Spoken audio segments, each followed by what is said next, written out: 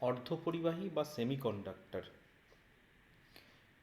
Conductor শুনেছো, কিন্তু semiconductor ব্যাপারটা আসছে কোত্থেকে? তো প্রথমত আরেকবার মনে করিয়ে দিই যে পরিবাহিতা অনুসারে আমরা সমস্ত পদার্থকে দুভাগে ভাগ করতে পারি।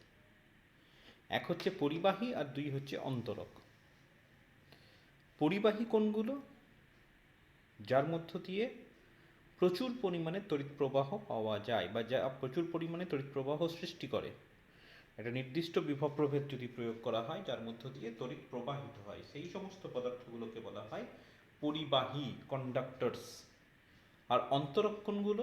অন্তরক হচ্ছে সেই পদার্থগুলো যারা কোনো অবস্থাতেই তড়িৎ পরিবহন করে না, যতই উচ্চ বিভব প্রয়োগ করো তার মধ্য দিয়ে কোনোভাবেই কোনো কারেন্ট ফ্লো করবে না। তাহলে এখন এখানে হেডিং দেওয়া হয়েছে সেমি কন্ডাক্টর। নাম থেকে বুঝতে পারছো পরিবাহী নয়, অর্ধ পরিবাহী, হাফ অ্যাজ ইফ। তাহলে অর্ধ পরিবাহী ব্যাপারটা কি? অর্ধ পরিবাহী ব্যাপারটা হচ্ছে অর্ধ পরিবাহী সেই ধরনের পদার্থগুলো যেগুলো অন্তরক নয়। মানে অন্তরক কি বলা হয়েছিল? কোনো শর্তেই তড়িৎ পরিবহন করবে না। কিন্তু এরা কি? এদের কিন্তু একটা বিশেষ বিশেষ কন্ডিশনে, বিশেষ শর্তে কিন্তু এরা তড়িৎ পরিবহন করে। যদিও তড়িতের পরিমাণটা হয়তো পরিবাহীর মতো অত উচ্চ নয়, কিন্তু করতে পারে। তাহলে অর্ধপরিবাহী হচ্ছে, তুমি বুঝতেই পারছো, পরিবাহী আর অন্তরক এর মাঝামাঝি এক ধরনের ব্যাপার, এক ধরনের পদার্থ যারা বিশেষ বিশেষ শর্তে বা বিশেষ অবস্থা সৃষ্টি করলে তড়িৎ পরিবহন করতে পারে। এবং আমাদের যেটা বেস্ট নোন সেমিকন্ডাক্টর সেটা হচ্ছে, দুটো উদাহরণ বলে রাখি, এক হচ্ছে সিলিকন আর এক হচ্ছে জার্মেনিয়াম। এই দুটো হচ্ছে আমাদের দুটো বেস্ট নোন সেমিকন্ডাক্টর। বেশ, সেমিকন্ডাক্টর নিয়ে আরো আলোচনা হবে।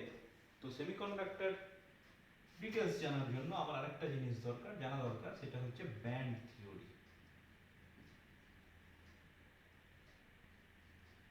বা বলা হয় পটি তত্ত্ব। ব্যান্ড নিশ্চয়ই আইডিয়া আছে, একটা নির্দিষ্ট প্রস্থ সম্পন্ন একটা অংশ, পটি একটা পার্ট, একটা মোটা অংশ। আচ্ছা, ব্যাপারটা কিরকম? সম্পূর্ণ একটা নতুন ধারণা তোমাদের কাছে। পটিতত্ত্ব এর আগে তোমরা পড়োনি। আচ্ছা, তার আগে যেটুকু পড়েছো সেটুকু আমি মনে করিয়ে দিই। তোমরা পড়েছো যে একটা পরমাণু, পরমাণুর ভেতরে পরমাণুর গঠন যখন পড়েছো, যে একদম সেন্টারে থাকে নিউক্লিয়াস, এবং নিউক্লিয়াসকে কেন্দ্র করে কতকগুলি বৃত্তাকার কক্ষপথে ইলেকট্রনগুলি নিউক্লিয়াসের চারদিকে কুলম্ব আকর্ষণ বলের প্রভাবে ঘুরতে থাকে, তাই না? এবং সেই কক্ষপথের অ্যানালিসিস যদি তোমরা করো, 1s 2s এইভাবে তোমরা ভাঙতেও শিখে গেছো। আমি জাস্ট একবার মনে করিয়ে দিই, যদি আমি একটা সোডিয়াম অ্যাটমের কথা ভাবি, সিম্পল একটা সোডিয়াম অ্যাটম, আমি জানি সোডিয়াম মানে হচ্ছে 1123। তাহলে সোডিয়ামের ক্ষেত্রে ইলেকট্রন সংখ্যা হচ্ছে 11টা।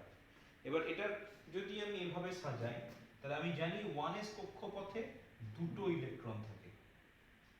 তাহলে সোডিয়ামের ক্ষেত্রে 1s কক্ষপথ দুটো ইলেকট্রন থাকে। যখন আমি 2s কক্ষপথের কথা বলবো সেখানেও দুটো ইলেকট্রন থাকে। তারপর যখন আমি 2p কথা বলবো, আমি দেখেছি 2pটা তিনটে ভাগে বিভক্ত, তাই না? 2pতে 6টা থাকে, কিন্তু পাউলির অপবর্জন নীতি কি বলছে? যে এক একটা কক্ষপথে দুটো ইলেকট্রনের বেশি থাকতে পারবে না। কেন? তার মূল কথা ছিল actually no two electrons can have same value of all 4 quantum number. আমরা জানি কোয়ান্টাম নাম্বার 4 ধরনের হয়।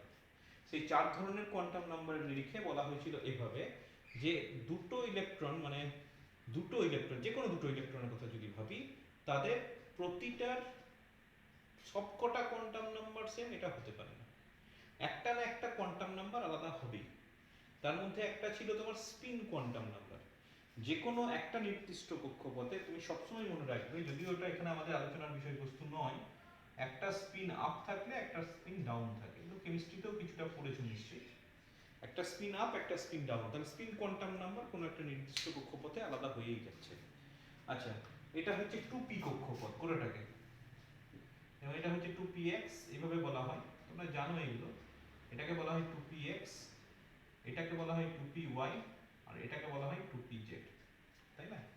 আচ্ছা, কটা হলো? 2 4 6 10। আচ্ছা, তাহলে আরেকটা কক্ষপথ লাগবে 3s কক্ষপথ। ঠিক, এটা হচ্ছে একটা সোডিয়ামের গঠন। আবার বলে দিচ্ছি পাউলি অপবর্জন নীতি।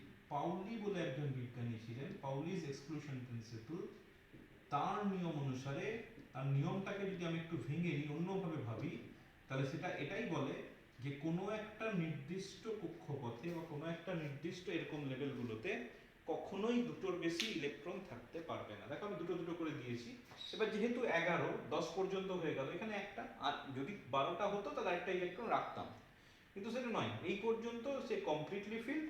এখান থেকে কিন্তু আস্তে আস্তে পার্টলি ফিল্ড, মানে 3s 3p, 3p তো ভ্যাকেন্ট, কিছুই নেই, বা এর পরবর্তীকালে 4s 4p ওগুলোও ভ্যাকেন্ট, ওখানে কোনো ইলেকট্রন নেই। বেশ, আচ্ছা আমরা আলোচনা করতে চাইছিলাম ব্যান্ড থিওরি। আচ্ছা, এটা হচ্ছে কোনো একটা অ্যাটমের ইলেকট্রন বিন্যাস আমি বলতে পারি, কিন্তু যদি আমি একটা নির্দিষ্ট পরিমাণ সোডিয়াম নিই, সাপোজ খুব সিম্পল, আমি যদি এই ছোট্ট একটা পরিমাণ পর্যন্ত সোডিয়াম নিলাম, সেটা যদি 1 মোল হয়, সাপোজ 23 গ্রাম, তাহলে সেক্ষেত্রে আমি জানি সেখানে 10⁻23 সংখ্যক অ্যাটম থাকবে। তাহলে তুমি বুঝতে পারছো একটা স্মল একটা অংশে 10⁻23, একের পরে 23টা শূন্য, এরকম সংখ্যক অ্যাটম আছে। তাহলে বুঝতেই পারছো অ্যাটমগুলো নিশ্চয়ই দূরে দূরে নেই, অ্যাটমগুলো কি আছে, ঘন সন্নিবিষ্ট। যদি খুব কাছাকাছি না হয় তাহলে এইটুকুর মধ্যে তো 10⁻23 থাকবে না। তাহলে আমি বুঝতে পারছি যদি আমি 1 মোল সোডিয়াম নিই, তাহলে সেই 1 মোল সোডিয়ামে যে পরিমাণ অ্যাটম আছে, সেই অ্যাটমগুলো খুব ঘন সন্নিবিষ্ট হয়ে অবস্থান করে, দূরে দূরে অবস্থান করে না। তাহলে আমি দেখতে চাইছি সেই অ্যাটমগুলো যখন খুব কাছাকাছি অবস্থান করে তখন এই কক্ষপথগুলো কিভাবে পরিবর্তিত হয়। কিভাবে পরিবর্তিত হয়, খুব সাধারণ উদাহরণ দিচ্ছি।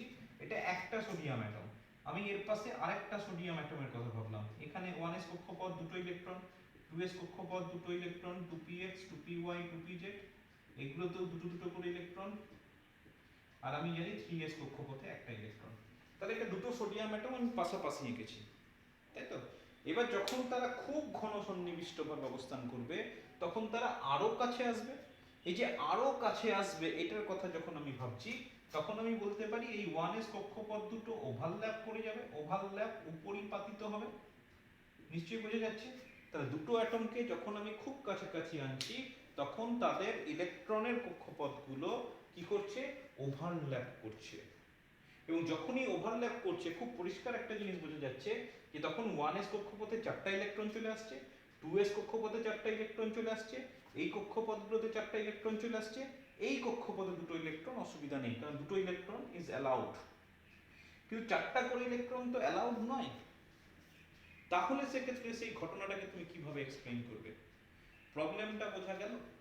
আমরা পাউলির অপবর্জন নীতি শিখে গেছি। সেই পাউলির অপবর্জন নীতিটাকে যদি একটু অন্যভাবে বলি, সেটা এটাই বলে যে কোনো কক্ষপথে দুটোর বেশি ইলেকট্রন আমি রাখতে পারবো না।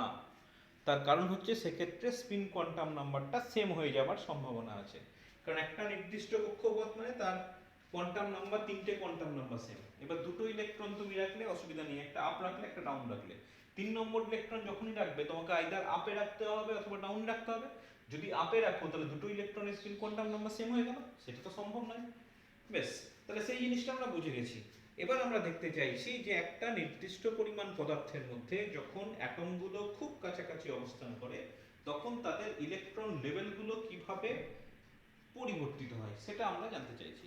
তো আমরা দেখলাম সমস্যা হচ্ছে যে দুটো অ্যাটম যদি নিয়ে আসি তাহলে সেক্ষেত্রে আমার কক্ষপথগুলো বা লেভেলগুলো, ইলেকট্রনিক লেভেলগুলো কি হচ্ছে, ওভারল্যাপ করে যাচ্ছে।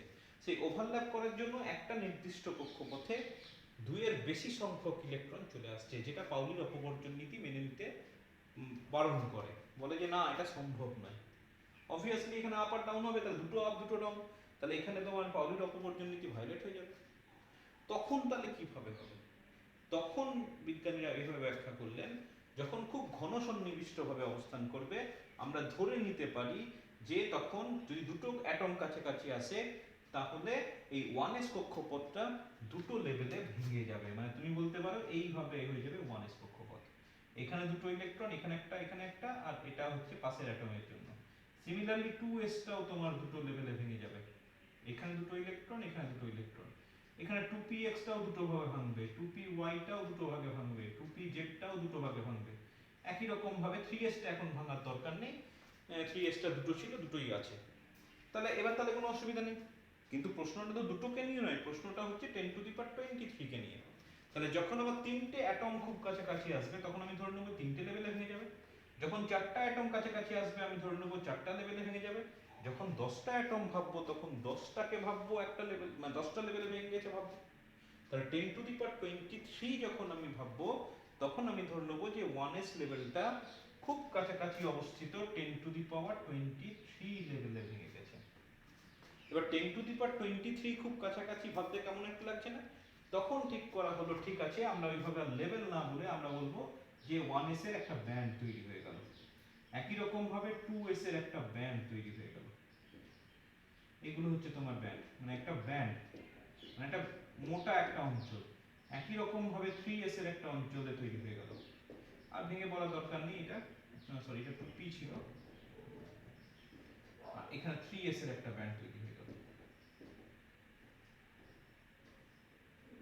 ঠিক এই জিনিসটাকে বলা হচ্ছে ব্যান্ড থিওরি। মানে আমরা যখন অনেকগুলো অ্যাটম খুব কাছাকাছি থাকবে তখন সেই কাছাকাছি চলে আসার জন্য তাদের ইলেকট্রন লেভেলগুলো কিভাবে পরিবর্তিত হবে আমরা এইভাবে ব্যাখ্যা করলাম যে ইলেকট্রন লেভেলগুলো ভাঙতে থাকে, এবং যখন নাম্বার অফ অ্যাটমস খুব হাই হয়ে যায় সেই অ্যাটমিক সেই লেভেলগুলো ভাঙতে ভাঙতে এত বেশি সংখ্যক হয়ে যায় যে সেটার একটা ব্যান্ড, একটা চওড়া অঞ্চল আছে বলে আমরা ধরে নিই। তাহলে আমরা ধরে নেবো 1s লেভেল এর একটা ব্যান্ড তৈরি হলো, 2s এর একটা ব্যান্ড তৈরি হলো, 2p এর একটা ব্যান্ড তৈরি হলো, 3s এর একটা ব্যান্ড তৈরি হলো, উপরে 3p 3s যদিও সেখানে কোনো ইলেকট্রন নেই আমি ভেবে নিতে পারি।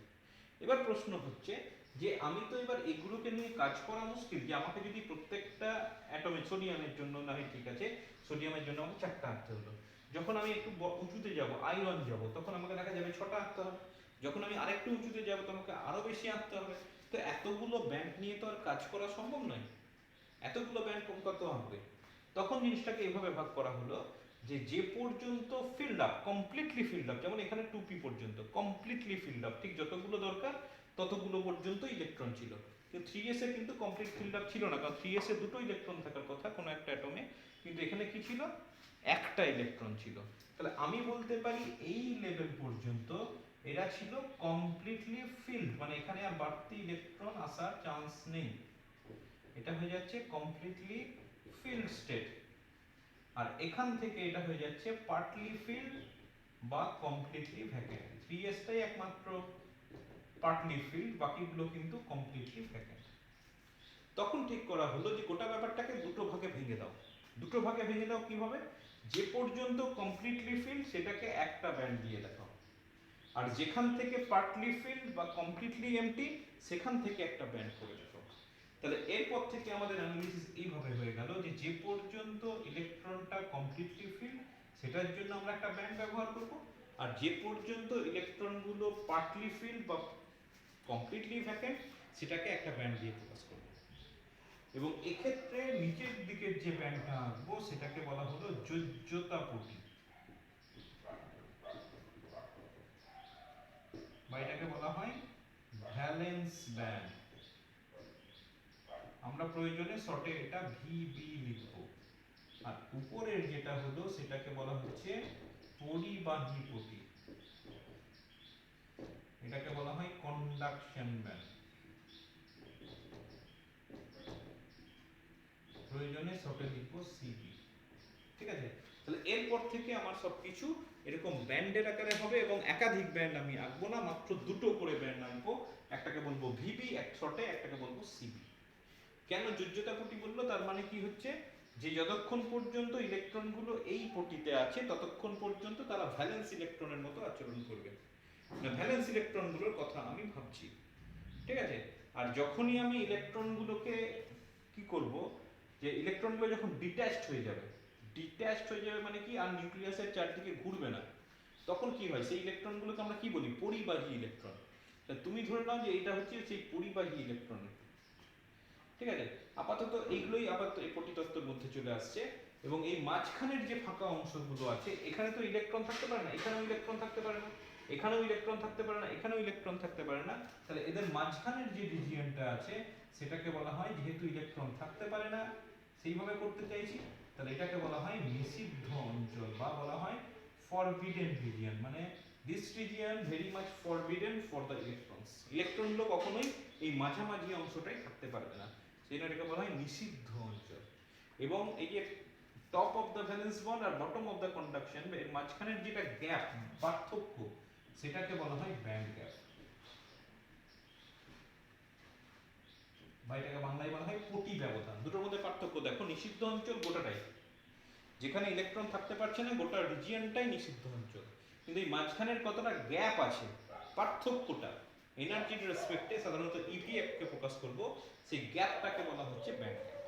তাহলে এই এতক্ষণ পর্যন্ত যা কিছু আলোচনা করলাম এই সবটাকে একত্রে বলা হচ্ছে পটি তত্ত্ব, মানে ব্যান্ড থিওরি। প্রথমবার ব্যান্ডের কনসেপ্ট তোমাদের সামনে ইন্ট্রোডিউস করা হলো, এবং খুব সিম্পল ব্যাপার যে যে পর্যন্ত ইলেকট্রন লেভেলগুলো কমপ্লিটলি ফিল্ড থাকে, কমপ্লিটলি ফিল্ড মানে যতগুলো থাকার কথা ঠিক ততগুলো ইলেকট্রন থাকছে, অকুপায়েড থাকছে, তাহলে সেই পর্যন্ত ব্যান্ডগুলোকে আমরা বলবো ভ্যালেন্স ব্যান্ড। যেমন সোডিয়ামের ক্ষেত্রে আমি দেখালাম 1s 2s 2p, এই পর্যন্ত কিন্তু কমপ্লিটলি ফিল্ড, কোনোভাবে কোনো ভ্যাকেন্ট স্টেট থাকছে না, তাহলে এটা হয়ে যাচ্ছে এই পর্যন্ত আমার ভ্যালেন্স ব্যান্ড হবে। এবং তারপর থেকে যেখানে আমি দেখলাম 3s থেকে দুটো করে থাকার কথা একটা করে থাকছে, তারপর থেকে যা কিছু থাকবে, যা কিছু লেভেল আছে, সেটাকে নিয়ে আমি একটা ব্যান্ডের কথা ভাবতে পারি, এবং সেটা হয়ে যাচ্ছে কন্ডাকশন ব্যান্ড। ঠিক আছে, বেশ, এবার আমি বলে রাখি, তার মানে তুমি ভাবতে পারো, এই ছবি দিয়ে আমি করে দিচ্ছি, তুমি এভাবে ভাবতে পারো যে এই ভ্যালেন্স ব্যান্ড যেটাকে বললাম, আমি পাশে লিখছি, এটা মানে পুরোটাই ইলেকট্রন দ্বারা ভর্তি, তাই তো? প্রত্যেকটার প্রতি ভাবো না, 1s এ দুটো করে electron into 10 to the power 23, 2s এ দুটো করে ইলেকট্রন ইনটু 10 টু দি, মানে গোটাটাই ফিল্ড আছে, তাহলে এটা কোনো ফাঁকা জায়গা নেই।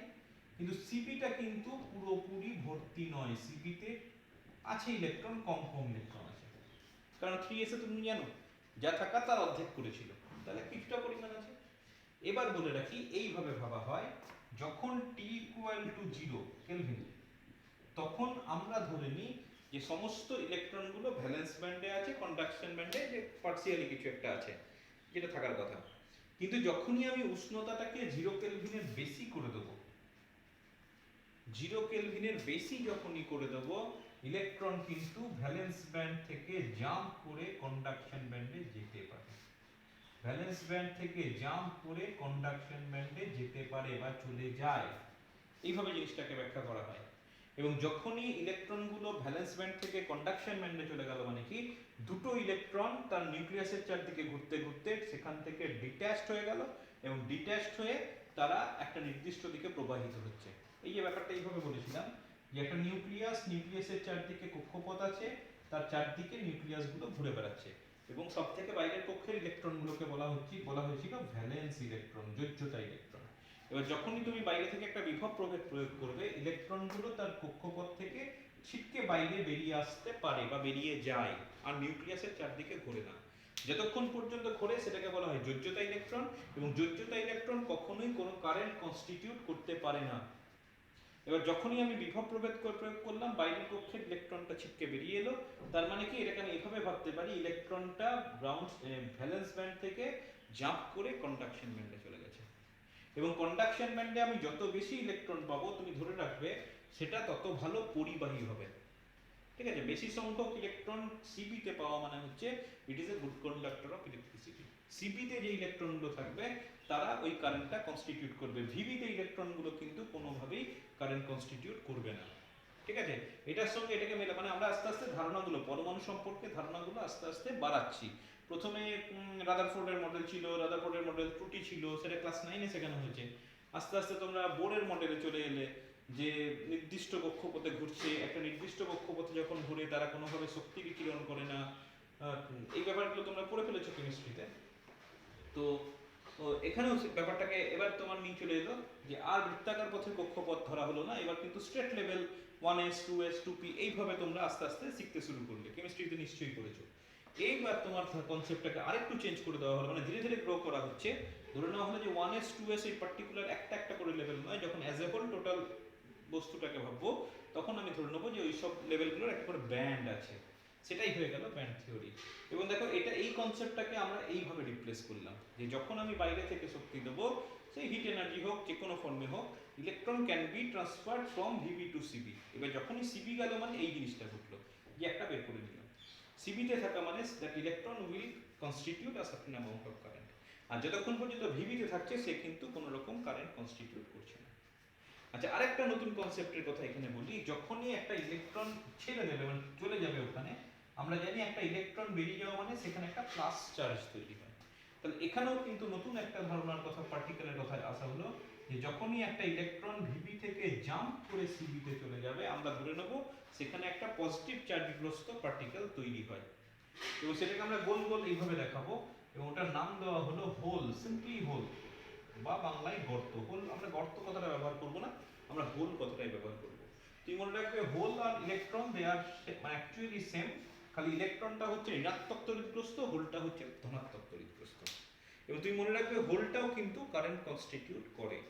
তুমি ভাবো যে দিক থেকে যদি একটা বিভব প্রভেদ প্রয়োগ করি, তাহলে সেক্ষেত্রে আমি বলতে পারবো ইলেকট্রন যদি এইদিকে ফ্লো করে, হোলটা তার উল্টো দিকে ফ্লো করবে, এবং সেই হোলটাও কিন্তু বেশ কিছুটা পরিমাণ কারেন্ট সবসময় কনস্টিটিউট করবে। বেশ, জিনিসগুলো মাথার মধ্যে রেখে দেওয়ার চেষ্টা করো। নেক্সট আমরা যেটা করতে চাইছি যে এই ব্যান্ড থিওরি ব্যবহার করে আমরা বিভিন্ন ধরনের পদার্থকে শ্রেণী বিভাগ করব। এটা পরীক্ষায় খুব আসে যে পটিতত্ত্বের নিরিখে তুমি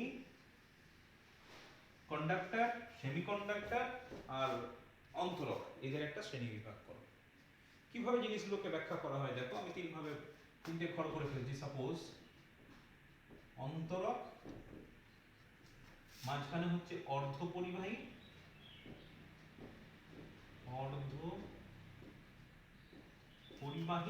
আর লাস্ট হচ্ছে পরিবাহী। ব্যান্ড থিওরির রেসপেক্টে কিন্তু তোমাকে গোটা ব্যাপারটাকে এক্সপ্লেইন করতে হবে। এমনি সাধারণ ব্যাপারটা তোমার জানা আছে। অন্তরক মানে হচ্ছে that do not constitute any current, মানে তার মধ্যে কোনো ইলেকট্রন প্রবাহ হয় না, যতই তুমি বিভব প্রভেদ প্রয়োগ করো সেখান থেকে কারেন্ট পাওয়ার কোনো চান্স নেই। আর অর্ধপরিবাহী কোণগুলো যেগুলো বিশেষ বিশেষ শর্তে কারেন্ট কনস্টিটিউট করতে পারে, একদমই করতে পারেন না সেটা নয়, করতে পারে। আর পরিবাহী কোণগুলো, পরিবাহী হচ্ছে সেই সমস্ত পদার্থগুলো যার মধ্যে সবসময় প্রচুর পরিমাণে মুক্ত ইলেকট্রন পাওয়া যায়, এবং প্রচুর পরিমাণে সেইভাবে বিভব প্রভেদ প্রয়োগ করলে প্রচুর প্রবাহ মাত্রা পাওয়া সম্ভব। আর জিনিসটা ব্যাখ্যা করছে এইভাবে যে অন্তরক পদার্থের ক্ষেত্রে এটা সিবি লিখলাম, তোমরা পরীক্ষা লেখার সময় পাশে লিখে দেবে সিবি, যদি লেখো পাশে লিখে দেবে সিবি মানে হচ্ছে কন্ডাকশন ব্যান্ড, আর ভিবি মানে হচ্ছে ভ্যালেন্স ব্যান্ড। তো আমি আপাতত এখানে ভিবি আর সিবি করছি। আচ্ছা, ভিবি আর সিবি এইভাবে ব্যাখ্যা করা হয় যে অন্তরক পদার্থের ক্ষেত্রে এই যে মাঝখানের গ্যাপটার কথা বললাম, এই গ্যাপটা অনেক বেশি, প্রায় 5 ইলেকট্রন ভোল্ট। এবার যেহেতু 5 ইলেকট্রন ভোল্ট, গ্যাপটা অনেকটা বেশি, সেই জন্য কি হয়, কোনো ইলেকট্রন ভিবি থেকে সিবিতে যেতে পারে না। তাহলে ভিবি থেকে সিবিতে যদি ইলেকট্রন জাম্প করতে না পারে, সিবিতে যদি আমি ইলেকট্রন না পাই, তাহলে সেক্ষেত্রে কিন্তু আমার কোনোভাবেই কোনো কারেন্ট আসবে না। দেখো ওখানে আমার যা সংজ্ঞা ছিল সেটাকেই আমি ব্যাখ্যা করলাম, অন্য জাস্ট ব্যান্ড থিওরির রেসপেক্টে ব্যাখ্যা করলাম। আমি জানি অন্তরক মানে কোনো কারেন্ট পাবো না, আর এখানে অন্তরক মানে কি বলা হলো, অন্তরক হলো সেই পদার্থগুলো যাদের মধ্যে ভিবি আর সিবির গ্যাপ 5 ইভি। এবার 5 ইভি মানে গ্যাপটা এই, এটা তো এনার্জির রেসপেক্টে বললাম, এটা করসপন্ডিং টেম্পারেচার যদি দেখো, করসপন্ডিং টেম্পারেচার প্রায় 2000 কেলভিনের মতো। এবং অবভিয়াসলি তুমি জানো যে 2000 কেলভিনে তুমি ভাবতেই পারো যে আমি তো টেম্পারেচার বাড়ালেই তো ইলেকট্রনগুলো শক্তি পাবে, তা কিন্তু নয়। এটার করসপন্ডিং টেম্পারেচার হয়ে যাবে প্রায় মনে করো 2000 কেলভিন। এবার 2000 কেলভিনে তোমার যে বস্তুই হোক না কেন, সে বস্তু তো গলে যাবে, সে তো আর পদার্থই থাকবে না, তাই না? তাহলে ব্যাপারটা এরকম ভাবে ব্যাখ্যা করা হচ্ছে যে মাঝখানের গ্যাপটা 5 ইভি, এর ফলে no electrons are allowed to move from VB to CB, তার সাফিসিয়েন্ট এনার্জি পাবে না। এবার যখনই তোমার সিবিতে ইলেকট্রন নেই মানে it will not construct, it will not give any electricity, and that is insulator। হয়ে গেল। আচ্ছা, এবার অর্ধ পরিবাহীর কথা আসি। অর্ধ পরিবাহীর ক্ষেত্রে এই গ্যাপটা হচ্ছে ভিবি আর সিবি, এই মনে করো সিবি আর এই মনে করো ভিবি, এই মাঝখানের গ্যাপটা এতটা বেশি নয়। কতটা? মোটামুটি আমি বলে রাখছি এটার গ্যাপটা প্রায় 1 ইভির কাছাকাছি, 1 ইভির কাছাকাছি। এবার 1 ইভির কাছাকাছি যদি হয়, তাহলে ইট ইজ এক্সপেক্টেড যে ভিবিতে যে সমস্ত ইলেকট্রন গুলো ছিল, বাইরে থেকে তুমি যদি শক্তি প্রয়োগ করো, those electron can be transferred to the conduction band. এবং যখনই তুমি যত বেশি কন্ডাকশন ব্যান্ডে ইলেকট্রন উন্নীত করতে পারবে তুমি তত বেশি প্রবাহ মাত্রা পাবে। ঠিক আছে, তাহলে ওটার ক্ষেত্রে 5 ইভি, এটার ক্ষেত্রে 1 ইভি। তাহলে তোমার পরিবাহীর ক্ষেত্রে কি হবে? পরিবাহীর ক্ষেত্রে জিনিসটাকে এইভাবে ব্যাখ্যা করা হয়, পরিবাহীর ক্ষেত্রে এই মনে করো সিবি, আর দেখা যায় এই হচ্ছে ভিবি, মানে এখান থেকে এতটা হচ্ছে সিবি, এখান থেকে এতটা হচ্ছে ভিবি। তার মানে কি? তার মানে হচ্ছে a certain region is overlapped, এটাকে বলা হয় সমাপতিত অঞ্চল, এটাকে বলা হয় ওভারল্যাপ রিজিয়ন। তুমি বলে ওভারল্যাপ রিজিয়নে আমার সুবিধাটা কি হবে? সমাপতিত অঞ্চল, ওভারল্যাপ রিজিয়ন। কিসের ওভারল্যাপিং হয়েছে? ভিবি আর সিবি ওভারল্যাপ করে গেছে। আচ্ছা, ওভারল্যাপ করার জন্য আমার সুবিধা কি হয়েছে? তুমি আবার ব্যাপারটা খেয়াল করো যে ভিবিটা কমপ্লিটলি ফিল্ড উইথ ইলেকট্রন, ভিবিটা প্রচুর ইলেকট্রনে ভর্তি থাকে সব সময়, আর এটা পার্টলি ফিল্ড থাকে বা ভ্যাকেন্ট থাকে। তাহলে এখানে যখনই ভিবি আর সিবি ওভারল্যাপ হয়ে গেল, ভিবিতে তো প্রচুর ইলেকট্রন আছে, তাহলে ভিবিতে যদি প্রচুর ইলেকট্রন আছে, তুমি ভাবো বাইরে থেকে তুমি শক্তি দিচ্ছ না, তার আগে সিবিতেও প্রচুর ইলেকট্রন হয়ে গেল। এই যে এই রিজিয়নে যে ইলেকট্রনগুলো ছিল ভিবির জন্য, সে তো সিবিরও পার্ট হয়ে গেল। তার মানে আমি কি বুঝতে পারলাম যে কন্ডাকশন ব্যান্ডে, পরিবাহী পটিতে তুমি বাইরে থেকে শক্তি দেবার আগেই প্রচুর পরিমাণে ইলেকট্রন আছে। আমরা বলি না কন্ডাক্টরের ক্ষেত্রে প্রচুর পরিমাণে ফ্রি ইলেকট্রন থাকে, দেখো সেটাকেই ব্যাখ্যা করা হলো। মানে জাস্ট অ্যাপ্রোচটা আলাদা, তুমি যেটা পড়েছো সেটাকে ওই অ্যাপ্রোচে ব্যাখ্যা করা হচ্ছে। তার মানে কি, যখনই ওভারল্যাপিং রিজিয়নের কথা ভাবতে পারলাম, তাহলে আমি ভাবতে পারি ভিবিতে ওই রিজিয়নে যে ইলেকট্রনগুলো ছিল that now becomes a part of CB. তার মানে আমি বলতে পারি সিবিতে প্রচুর মুক্ত ইলেকট্রন হয়ে গেল। এবার প্রচুর মুক্ত ইলেকট্রন মানে কি, যখনই বিভব প্রয়োগ করব আমি একটা কারেন্ট পেতে থাকবো, এবং সেটাই কন্ডাক্টরের কনসেপ্ট। ঠিক আছে, তাহলে আমি এইভাবে ব্যান্ড থিওরির রেসপেক্টে ওই তিনটে পদার্থকে খুব সহজে ভাগ করে দিতে পারি। তাই না? পরীক্ষায় এটা খুব কমন প্রশ্ন, এবং কমন প্রশ্ন এলে তুমি পাশাপাশি এইভাবেও দেখাতে পারো, অথবা তুমি উপর নিচে লিখে লিখেও করতে পারো, কিন্তু ছবি আঁকাটা মাস্ট। এবং গ্যাপটা তুমি এভাবেই দেখাবে, আমি যেভাবে দেখিয়েছি যে ভিবি আর সিবির মধ্যে গ্যাপটা 5 অনেকটা গ্যাপ দেখাবে। কার ক্ষেত্রে? অন্তরকের ক্ষেত্রে। অর্ধ পরিবাহীর ক্ষেত্রে গ্যাপটা একদম কম দেখাবে। আর পরিবাহীর ক্ষেত্রে যেমন আমি ওভারল্যাপিং দেখিয়েছি সেইভাবে তুমি ওভারল্যাপিং দেখিয়ে দেবে। আর একটু একটু করে বলে দেবে যে এটা 5 ইভি, মানে গ্যাপটা এতটাই বেশি যে প্রচুর পরিমাণে তাপ শক্তি দিলেও electron can not be transferred from VB to CB. অর্ধপরিবাহীর ক্ষেত্রে electron can be easily transferred from VB to CB because the gap is only 1 eV. আর ওটার ক্ষেত্রে there is an overlap region of VB and CB. So we can expect there are huge number of electrons already present in CB and that will construct or that will conduct the electricity. বুঝলে? তাহলে band থিওরির রেসপেক্টে আমরা এই তিন ধরনের পদার্থকে ব্যাখ্যা করে ফেললাম। তুমি ব্যাপারটাকে খেয়াল করো, আমি আবার বলছি, তোমার যেটা ধারণা ছিল সেটা কিন্তু কোনো ভুল ছিল না, তোমার ধারণাটাকে ধাপে ধাপে গ্রো করানো হচ্ছে। তোমার প্রথমে রাদারফোর্ডের মডেল ছিল, তারপরে বোরের মডেল ছিল, বোরের মডেলটাকে তুমি ফেলিয়ারগুলো দেখলে, তাকে মডিফাই করলে, তারপর 1s 2s লেভেল হলো, পাউলির অপবর্জন নীতির কনসেপ্ট দেওয়া হলো, এখন দেওয়া হলো ব্যান্ড থিওরি। বেশ, এবার আমরা আস্তে আস্তে অর্ধপরিবাহীতে চলে আসছি। অর্ধপরিবাহী বলে রাখি, অর্ধপরিবাহী দু রকমের হয়। একটাকে বলা হয় বিশুদ্ধ অর্ধপরিবাহী,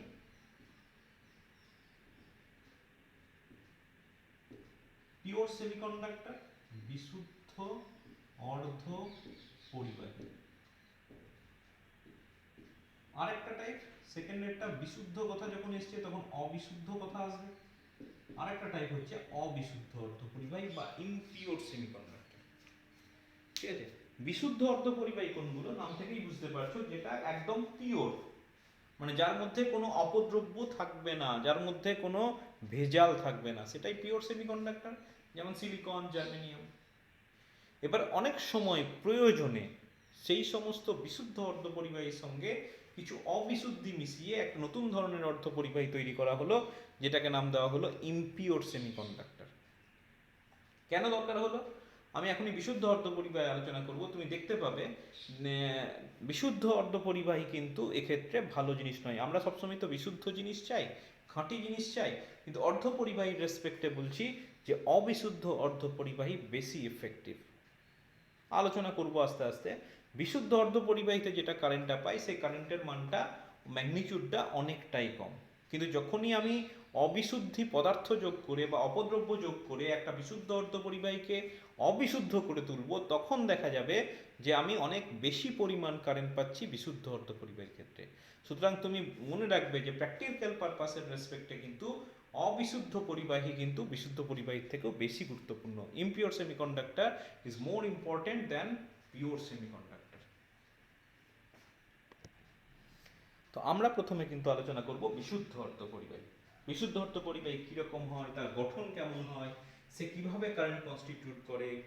তো এটাকেই আমরা কিন্তু প্রথম আলোচনা করব। অবিশুদ্ধ অর্ধপরিবাহী নিয়ে আমাদের আলোচনা পরে আসবে। তো বলে রাখি, অবিশুদ্ধ অর্ধপরিবাহীটাকে কিন্তু ডিটেলস পড়তে হবে। তো প্রথমে বিশুদ্ধ অর্ধপরিবাহী আমাদের আলোচনা করা যাক। বিশুদ্ধ অর্ধপরিবাহী কোনগুলো? আগেও বললাম সিলিকন, জার্মেনিয়াম, দে আর পিওর সেমিকন্ডাক্টর। আচ্ছা, তো তাদের গঠনটা কেমন হয় আমি তোমাকে বলি। যেমন সিলিকন, সিলিকনের কিন্তু যোজ্যতা হচ্ছে 4, তার মানে তার বাইরের কক্ষপথে আমি বলতে পারি 4টা ইলেকট্রন থাকে। কিভাবে বন্ধন গঠন করে সেটাও তোমরা হয়তো জানো, যে এইভাবে 4টা থাকে। এখানে যদি আমি সিলিকনের কথা ভাবি, অনেকটা কার্বনের মতো, কার্বনের যেমন বাইরের কক্ষপথে 4টা ইলেকট্রন, তেমনি সিলিকনেরও কিন্তু বাইরের কক্ষপথে এরকম 4টা করে ইলেকট্রন থাকে। কিন্তু আমরা কি জানি, 8টা করে ইলেকট্রন দরকার যদি সে বন্ধন গঠন করতে বলতে চাই। তাহলে মাঝের অ্যাটমটাকে যদি ভাবি, এরা কি করে, এই ইলেকট্রন জোড়াকে শেয়ার করে। সিমিলারলি এই ইলেকট্রন জোড়াকে শেয়ার করে, এটাকে শেয়ার করে, এটাকে শেয়ার করে। তাহলে এই শেয়ার করা মানে কি, কি ধরনের বন্ধন হয়? সমযোজী বন্ধন গঠন করে। দে প্রোডিউস কোভ্যালেন্ট বন্ড। এবং সমযোজী বন্ধন একটা তীব্র বন্ধন বলতে পারো, তীব্র বন্ধন বলতে পারো। তো সিলিকনের ক্ষেত্রে এই ধরনের সমযোজ্যতা ধরনের বন্ধন লক্ষ্য করা যায়। এইভাবে তোমার সিলিকন গঠন হয়ে থাকে। বেশ, আর আমরা ব্যান্ড থিওরির রেসপেক্টে যদি আমি বলি, এইভাবে আমরা গোটা জিনিসটাকে দেখছি যে এটা যদি তোমার সিবি হয়, এটা যদি তোমার ভিবি হয়, মাঝখানের গ্যাপটা অ্যারাউন্ড 1 ইলেকট্রন ভোল্ট, এটা প্রচুর ইলেকট্রন দ্বারা পূর্ণ, কমপ্লিটলি ফিল্ড থাকে, তাহলে এটা পুরোটাই ইলেকট্রন দ্বারা এইভাবে ভর্তি থাকে।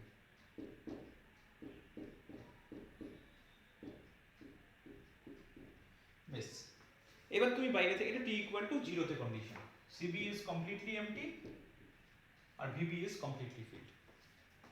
আচ্ছা, এবার যখনই আমি t not equal to 0 করব, উষ্ণতা আস্তে আস্তে বাড়াতে থাকবো, কি ঘটনা ঘটবে, যে ইলেকট্রনগুলোর গতিশক্তি বাড়তে থাকবে, এবং গতিশক্তি বাড়তে বাড়তে যখন সাফিসিয়েন্ট হবে, দেখা যাবে এখান থেকে এই বন্ধন ভেঙে ইলেকট্রন বেরিয়ে যাচ্ছে। এবং যখনই বন্ধন ভেঙে ইলেকট্রনটা বেরিয়ে যাচ্ছে, আমি বলতে পারি এখানে একটা হোল তৈরি হয়ে যাচ্ছে। ওই যে কনসেপ্ট বললাম, একটা ইলেকট্রন বেরিয়ে যাওয়া মানে কি, এটা প্লাস চার্জ তৈরি হওয়া, তাহলে এখানে একটা পজিটিভ চার্জগ্রস্ত হোল তৈরি হচ্ছে। তাহলে তুমি খেয়াল করে দেখো যে একটা ফ্রি ইলেকট্রন পেলাম, যখনই আমি একটা ইলেকট্রন পেলাম, একটা ইলেকট্রন আমি কি পেলাম, সঙ্গে সঙ্গে একটা হোল পেয়ে গেলাম। সিমিলারলি এখান থেকে যদি আরেকটা ইলেকট্রন বেরিয়ে আসে, তাহলে আরেকটা ফ্রি ইলেকট্রন পেলাম, আমি আরেকটা হোল পেয়ে গেলাম। এইভাবে যতগুলো, এগুলো কিন্তু ফ্রি ইলেকট্রন নয়, এটা কিন্তু পাশের অ্যাটমের সঙ্গে আবদ্ধ থাকবে, এটা পাশের অ্যাটমের সঙ্গে আবদ্ধ থাকবে, এটা পাশের অ্যাটমের সঙ্গে, এইভাবে কিন্তু মানে সবগুলোই কিন্তু যোজ্যতা ইলেকট্রন, ওই যে সমযোজী বন্ধনের মধ্যে যতক্ষণ থাকছে যোজ্যতা ইলেকট্রন, তারা নিউক্লিয়াসের চারদিকে ঘুরছে এবং কারেন্ট কনস্টিটিউট করছে না। এবার যখনই আমি বাইরে থেকে শক্তি দিচ্ছি, সেই ইলেকট্রনগুলো সমযোজী বন্ধন ছেদ করে বাইরে বেরিয়ে আসতে পারে। বা বলতে পারো, এই যে নিউক্লিয়াসের চারদিকে ঘুরছিল, ঘুরতে ঘুরতে আর এটা কিন্তু আর নিউক্লিয়াসের চারদিকে ঘুরছে না, এটা কিন্তু পরিবাহী ইলেকট্রন হয়ে গেল। সেই সঙ্গে আমি একটা করে যোজ্যতা সঙ্গে একটা করে হোল পেতে থাকলাম।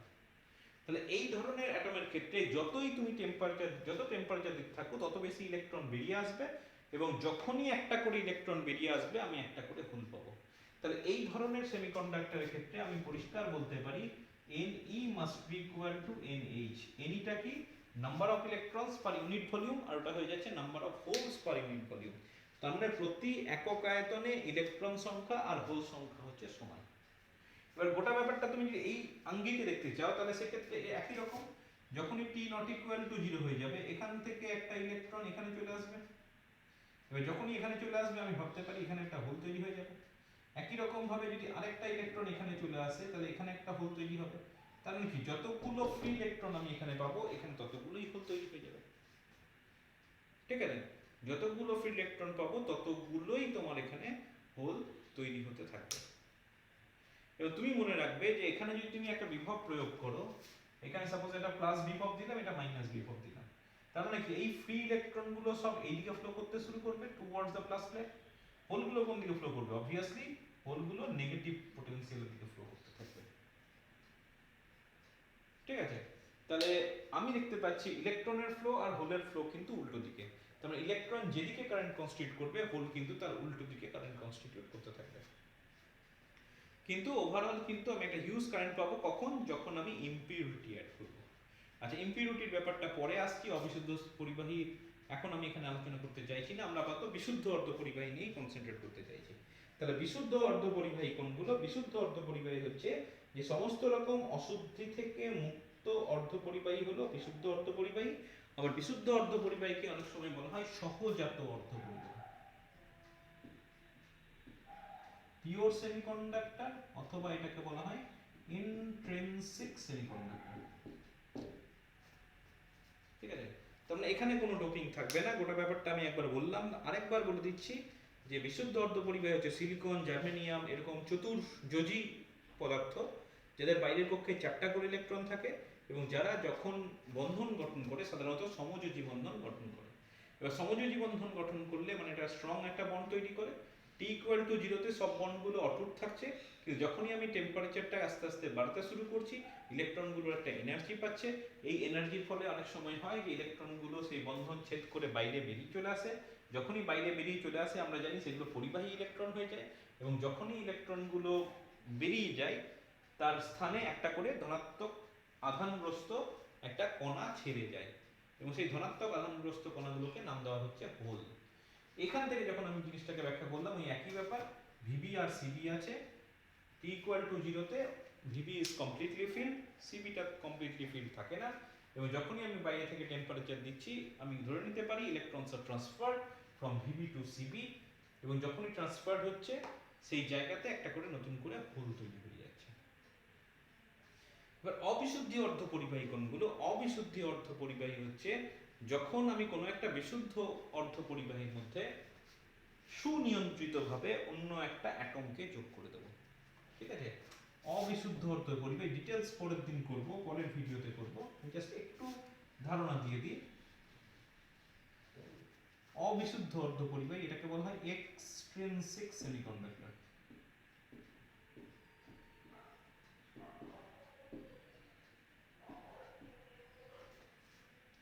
এক্সট্রিনসিক সেমিকন্ডাক্টর কোনগুলো? যেটা পিওর সেমিকন্ডাক্টর আছে মনে করো, সেই পিওর সেমিকন্ডাক্টরের মধ্যে আমি কিছু ইমপিউরিটি অ্যাড করে দিলাম, অপদ্রব্য। ইমপিউরিটি কি? অন্য কোনো একটা অ্যাটম সুনিয়ন্ত্রিত উপায়ে। ঠিক আছে, অন্য একটা অ্যাটম সুনিয়ন্ত্রিতভাবে যদি অ্যাড করি তাহলে সেটা অবিশুদ্ধ অর্ধপরিবাহী হয়ে যাবে, এবং এই প্রসেসটাকে বলা হচ্ছে ডোপিং করা। ডোপিং। এবার কি ধরনের ম্যাটেরিয়াল যোগ করছো তার উপর ভিত্তি করে আবার অবিশুদ্ধ অর্ধপরিবাহী শ্রেণী বিভাগ হয়ে যাবে। সেই শ্রেণী বিভাগগুলো আমরা পরের ভিডিওতে আলোচনা করব। আজকে আপাতত যেটুকু হলো সেটা হচ্ছে ব্যান্ড থিওরি, ব্যান্ড থিওরির রেসপেক্টে পদার্থের শ্রেণী বিভাগ, আর একটা হলো বিশুদ্ধ অর্ধপরিবাহী। একদম নতুন একটা ধারণা তোমাদের, এই কনসেপ্টটা তোমাদের আগে ছিল না। ধীরে ধীরে আমাদের আলোচনাগুলো এগোতে হবে। তোমরা এই পর্যন্ত ভালো করে দেখে নাও ভিডিওটা, এবং ভিডিও দেখে যেন তোমাদের ধারণাটা পরিষ্কার হয়, বিশেষ করে ব্যান্ডের concept, valence band, conduction band, মাঝখানের ব্যান্ড গ্যাপ কীরকম হয় সেটা ধারণাটা পরিষ্কার রেখো।